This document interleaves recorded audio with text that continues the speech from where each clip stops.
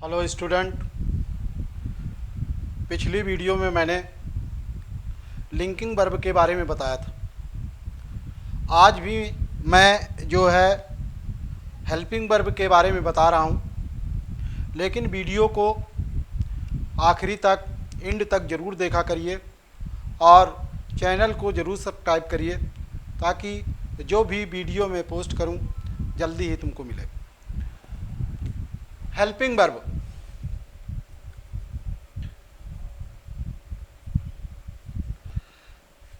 दो कैटेगरी में इसको रखा गया है, प्राइमरी एक्जुलरी। एक्जुलरी का मतलब होता है हेल्प करने वाली, हेल्पिंग। दूसरा है मॉडल, मॉडल्स या model auxiliary.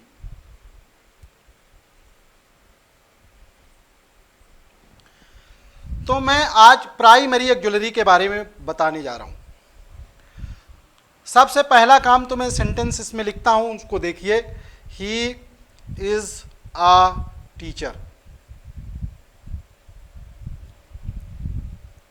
He writes a letter, he is writing a letter.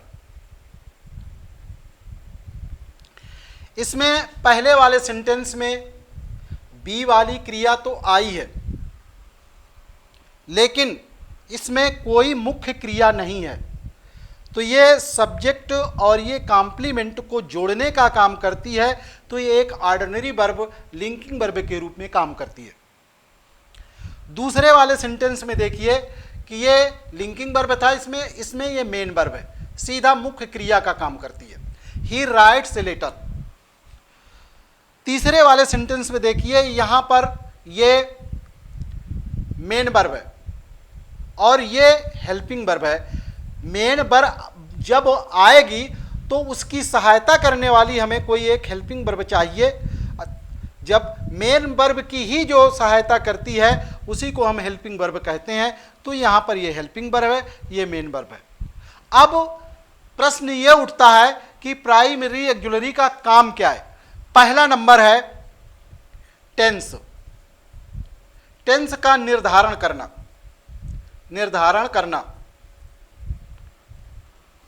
Tense बनाना। दूसरा नंबर है जो है मेन वर्ब की हेल्प करना, मेन वर्ब की हेल्प करना। इसी में देख लीजिए, अगर हम इसको यहां से हटा दें और सीधा यहां पर लिख दें ही राइटिंग ए लेटर, तो ये तो हमें पता चल रहा है कि ये कॉन्टिन्यूअस में लिखा है तो कॉन्टिन्यूअस है कोई, लेकिन ये नहीं पता चल रहा कि ये प्रेजेंट कॉन्टिन्यूअस है या पास्ट कॉन्टिन्यूअस है।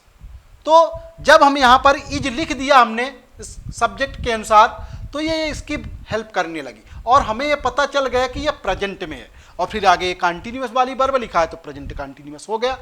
तो ये हमारा क्या बना दिया, इसने टेंस बना दिया कि प्रेजेंट कॉन्टिन्यूअस है।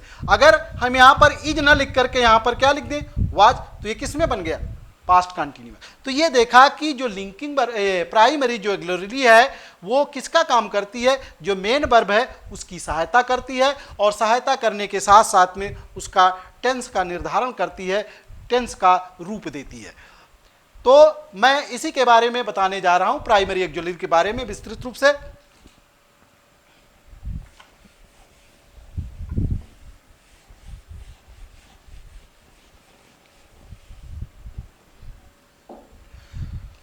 तो primary auxiliary be, do, have. Be का इनका प्रयोग जो है मेन वर्ब के रूप में भी किया जाता है। ये परिवार की मुखिया के रूप में हैं सभी, और इनका जो परिवार है मुखिया को मिला करके इज, एम, आर, वाज, वर और बीन। ये देखिए प्रेजेंट के लिए,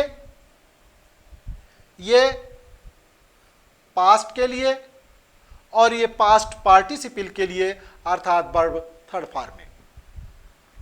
इसके अलावा इसका आईएनजी वाला फॉर्म बीइंग होता है और एक सीधा यही होता है बी। तो पहले मैं इसको बता रहा हूं कहां पर इसका प्रयोग किया जाता है। सबसे पहला काम प्रेजेंट कॉन्टिन्यूअस, प्रेजेंट कॉन्टिन्यूअस में इज एम आर का प्रयोग हेल्पिंग वर्ब के रूप में किया जाता है।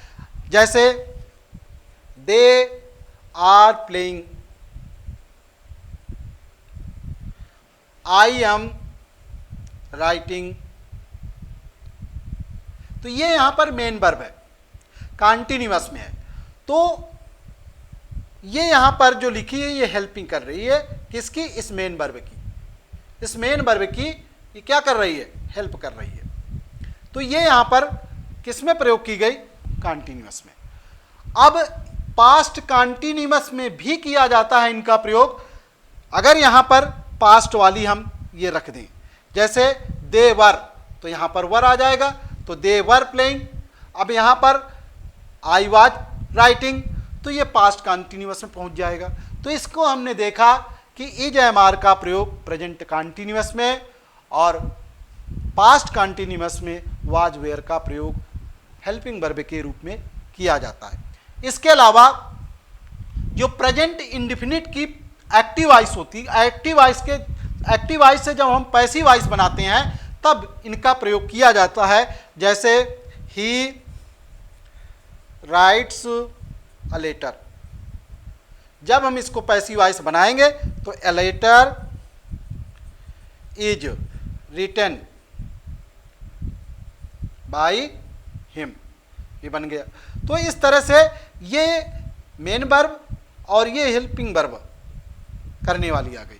तो जितने भी पास्ट से संबंधित हों, चाहे प्रेजेंट से संबंधित हों या फ्यूचर से संबंधित हों, जो पैसिव वॉइस बनाई जाती हैं उनमें से कहीं में कहीं पर बी की जरूर क्रिया आती है, ये ध्यान रखना हमें। तो इस तरह से मैंने बताया कि is am are was verb का कहाँ पर प्रयोग किया जाता है। जैसे अबाउट टू, अबाउट टू के साथ में बी वाली क्रिया आती है, is am are was verb, इसका प्रयोग होगा।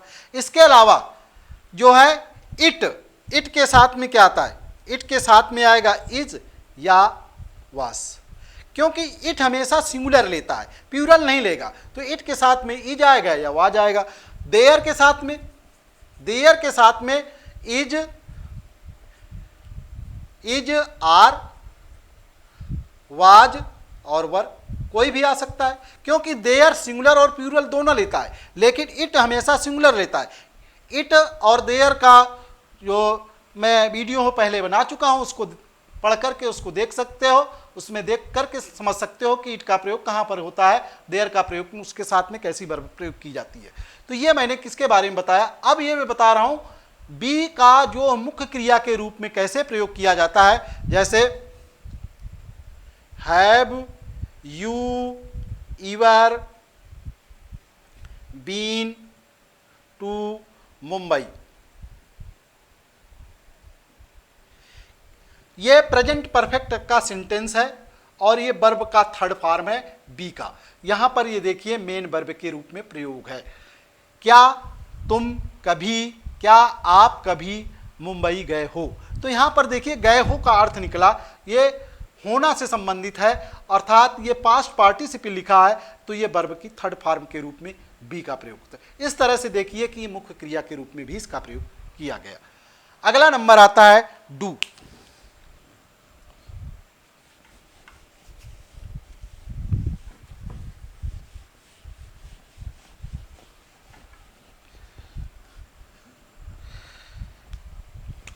डू ये परिवार का मुखिया, और इसको मिलाकर के डू, डस और डिड। प्रेजेंट इंडेफिनिट के, प्रेजेंट इंडेफिनिट और पास्ट इंडेफिनिट का जो अफर्मेटिव सेंटेंस होता है, कौन सा? अफर्मेटिव सेंटेंस जो होता है वह कोई भी हेल्पिंग वर्ब नहीं लेता है। प्रेजेंट इंडेफिनिट में सब्जेक्ट एक वचन होने पर, सिंगुलर होने पर वर्ब में यस या यस, अगर प्लूरल सब्जेक्ट है तो सीधा वर्ब का फर्स्ट फॉर्म लिखा जाता है। और पास्ट इंडेफिनिट में जब अफर्मेटिव सेंटेंस होता है तो हमेशा, चाहे सिंगुलर सब्जेक्ट हो या प्लूरल सब्जेक्ट हो, हमेशा वर्ब का सेकेंड फॉर्म लिखा जाता है। पास्ट इंडेफिनिट ही एक ऐसा सेंटेंस है जो अफर्मेटिव में हमेशा क्रिया का सेकेंड फॉर्म लेता है और कहीं पर क्रिया का सेकेंड फॉर्म कहीं पर प्रयोग नहीं किया जाता पास्ट इंडेफिनिट के अलावा, अफर्मेटिव सेंटेंस के अलावा। तो ये डू और डज। अब देखिए डू प्रेजेंट में इसका प्रयोग है, प्रेजेंट, और ये पास्ट किसमें? इंडेफिनिट में। इंडेफिनिट में कब? प्रेजेंट इंडेफिनिट का जब निगेटिव सेंटेंस हो या फिर इंट्रोगेटिव हो, या फिर इंट्रोगेटिव हो। तो अब जैसे यहां पर लिखा है ही राइट्स अ लेटर। अब जब हम इसको निगेटिव बनाएंगे तो ही एक वचन है, तो डू के साथ में यस लगा दिया। जैसे इसमें सब अफर्मेटिव सेंटेंस में सब्जेक्ट जब सिंगुलर था तो यस या यस लगाते थे, उसी तरह से ये जब सिंगुलर है तो जब निगेटिव बनाएंगे तो डू में यस लगा देंगे तो डज बन जाएगा। नॉट लिख दिया, ही डज नॉट, क्रिया का यस हटा दिया क्योंकि इसमें लगा दिया हमने। Does not write a letter, first form में लिखा राइट ए लेटर। तो ये देखिए यहां पर हेल्पिंग वर्ब और ये यहां पर मेन वर्ब। तो प्रेजेंट इंडेफिनिट में निगेटिव और इंट्रोगेटिव में इनका प्रयोग किया जाता है, डू और डज का। एक वचन के साथ में सिंगुलर सब्जेक्ट के साथ में डज, और जब प्लूरल आ जाएगा तो डू। अब यहाँ पर अगर दे लिखा हो तो यहाँ पर क्या ले हो जाएगा? Do not, do not write a letter, और राइट यहाँ पर main verb, do helping verb. इसी तरह से डिड, डिड का प्रयोग, डू का पास्ट फॉर्म होता है डिड। अब जब अफर्मेटिव सेंटेंस में पास्ट इंडेफिनिट में वर्ब का सेकंड फॉर्म आता था, तो जब हम उसको निगेटिव बनाएंगे तो जो मेन वर्ब है उसको फर्स्ट फॉर्म में ले आएंगे, और जो हेल्पिंग वर्ब है इसका हम सेकंड फॉर्म कर देंगे। तो जैसे he wrote a letter, he wrote a letter, तो ये लिखा। अब सेकंड फॉर्म, तो इसको हमने क्या किया, यहां पर डू का सेकंड फॉर्म लिख दिया डिड, और इसको जो है फर्स्ट फॉर्म में ले आए राइट अ लेटर। ये हमारा सेंटेंस बनकर तैयार हो गया। तो ये हो गया किस के रूप में? तो हमें याद रखना है डू और डज प्रेजेंट इंडेफिनिट के निगेटिव और इंट्रोगेटिव में सहायक क्रिया के रूप में, हेल्पिंग वर्ब के रूप में, और डिड का प्रयोग पास्ट इंडेफिनिट के निगेटिव और इंट्रोगेटिव सेंटेंस में किया जाता है। अब इसका प्रयोग मेन वर्ब के रूप में किस तरह से किया जाता है?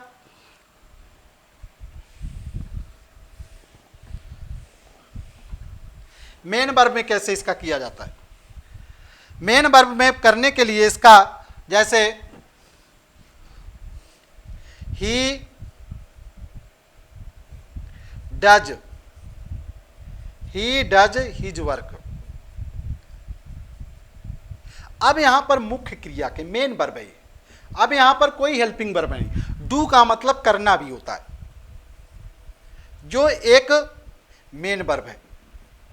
डू का मतलब करना, ही डज हिज वर्क, वह अपना काम करता है। जब प्लूरल आ जाएगा अफर्मेटिव सेंटेंस में तो दे डू देयर वर्क, वे अपना काम करते हैं। तो यहां पर देखिए डू लग गया, तो ये मेन वर्ब के रूप में। इसी तरह से पास्ट इंडेफिनिट में लग जाएगा, चाहे सिंगुलर हो चाहे प्लूरल सब्जेक्ट, सबके साथ में डिड लगेगा।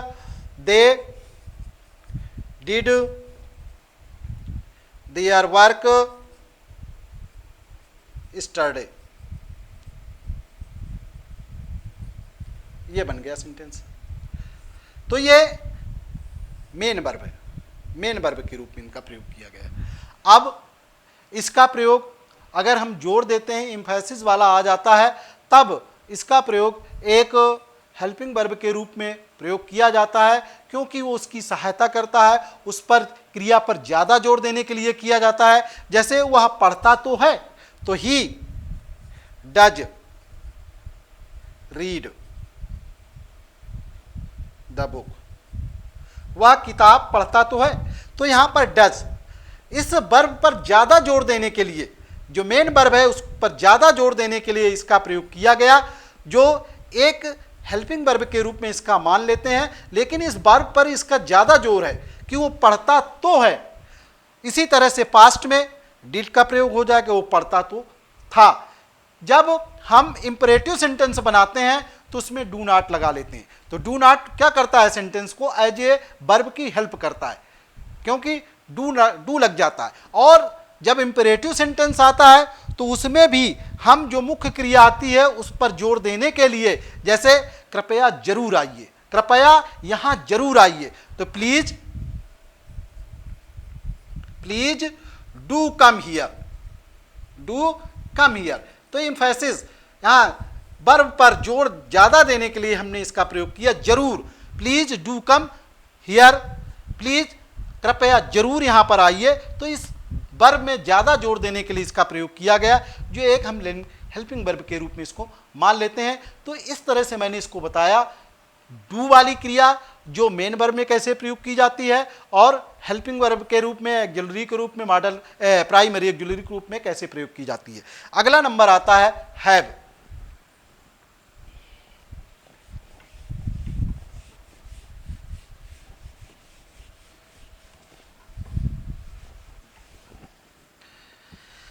अगला नंबर है हैव। हैव यह परिवार का मुखिया, और इसको मिलाकर के सदस्य बन गए हैज, हैव और हैड। इसका काम क्या है, इनका काम क्या है, इन दोनों का प्रेजेंट में प्रयोग और इसका पास्ट में प्रयोग किया जाता है। अब इनका प्रयोग परफेक्ट में होता है। किसका प्रयोग? परफेक्ट टेंस में होता है। प्रेजेंट परफेक्ट में इसका, पास्ट परफेक्ट में इसका प्रयोग किया जाता है। और जो भी सेंटेंस परफेक्ट में होता है उसमें हमेशा जो मेन वर्ब आती है उसका थर्ड फॉर्म लिखा जाता है। जैसे आई हैव हेल्प्ड पीटर, मैंने पीटर की सहायता किया। तो यहां पर ये देखिए मेन वर्ब और ये इसकी हेल्प करने वाली आ गई, तो ये हो गई प्राइमरी ऑक्सिलरी अर्थात हेल्पिंग वर्ब। तो आई के साथ में हैव, और जब प्लूरल वर्ब हो तो वहां पर हैव, और सिंगुलर के साथ में हैज का प्रयोग किया जाता है, और वर्ब हमेशा थर्ड फॉर्म में लिखा जाता है। सेंटेंस किसी भी तरह का हो, चाहे वो अफर्मेटिव हो, चाहे निगेटिव हो, चाहे इंट्रोगेटिव हो, हैव या हैज प्रेजेंट परफेक्ट में एक प्राइमरी ऑक्सिलरी के रूप में, हेल्पिंग वर्ब के रूप में किया जाता है, जो मेन वर्ब की सहायता करती है। इसी तरह से हैड, हैड किस में आता है? पास्ट परफेक्ट में। जैसे आई हैड हेल्प्ड पीटर, मैंने पीटर की सहायता किया था, तो ये हैड, तो इसमें पास्ट में चला गया, पास्ट परफेक्ट में हो गया। अब इसके आगे बढ़ते हैं, विल हैव या शैल हैव, विल हैव या शैल हैव, ये किस में जाता है? फ्यूचर परफेक्ट में। फ्यूचर है तो ये विल और शैल लगेगा, और हैव वर्ब की थर्ड फॉर्म ये लगेगी। तो ये जो विल हैव आया एज ए हेल्पिंग वर्ब के रूप में, हैव इसमें भी लिखा हुआ है, सब में लगेगा हैव, विल हैव, जो फ्यूचर परफेक्ट बनेगा। तो वर्ब की जो थर्ड फॉर्म आएगी, जैसे she will have written a letter, वह पत्र लिख चुकी होगी। तो यहां पर एक ये हेल्पिंग वर्ब के रूप में प्रयोग है, ये मेन वर्ब के रूप में है, जो फ्यूचर परफेक्ट में है सेंटेंस। इसके बाद जितनी भी परफेक्ट कॉन्टिन्यूअस होती हैं उस वर्ब में आईएनजी लगता है और उसके साथ साथ में ये हैज, हैव, हैड भी आता है और बीन का भी प्रयोग उसमें होने लगता है और वर्ब की थर्ड फॉर्म होती है। इसके अलावा अब मैं बता देता हूं कि इसका प्रयोग मेन वर्ब के रूप में कैसे किया जाता है।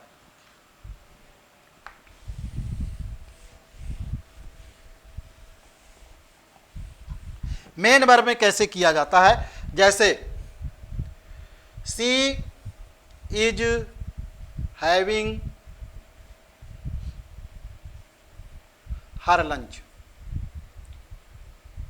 हर लंच, वो अपना नाश्ता कर रही है, ले रही है। तो यहां पर देखिए हेल्पिंग वर्ब है और ये हैव में आईएनजी लगा करके कंटिन्यूअस बनाया गया, तो ये मेन वर्ब बन गई। तो यहां पर ये main verb have main verb में आ गया। इसी तरह से Peter had bath before I came, अर्थात मेरे आने के पहले पीटर क्या कर चुका था, नहा चुका था। अर्थात ये मेन वर्ब है, ये मेन वर्ब है, ये हेल्पिंग वर्ब है, ये पास्ट परफेक्ट में सेंटेंस है, ये वर्ब की थर्ड फॉर्म है, वर्ब थर्ड फॉर्म में है, पास्ट पार्टिसिपल है, हैज, हैड, हैड। इस तरह से ये मेन वर्ब भी है और यहाँ पर देखिए ये हेल्पिंग वर्ब के रूप में लिखा। तो ये देखिए कि जो मैंने बताया कि मेन वर्ब में किस तरह से आ जाते। ओन शब्द के लिए निजी पोजेशन के संबंध में आई हैव ए पेन, वहाँ पर हैज, हैड का भी प्रयोग किया जाता है। या पढ़ता है, पढ़ती है, पढ़ते हैं, उसके साथ में जैसे मुझे स्कूल जाना पड़ता है तो I have to go to school है, उसे किताब पढ़ना पड़ता है तो she has to read the book, तो उसे स्कूल जाना पड़ेगा। तो इस तरह से ये सेंटेंस इसमें बनाए जाते हैं। तो इसीलिए मैं समझा रहा हूँ कि वीडियो को अंत तक जरूर देखा करिए, तभी पूरी बात समझ में आती है। Thank you for watching my video.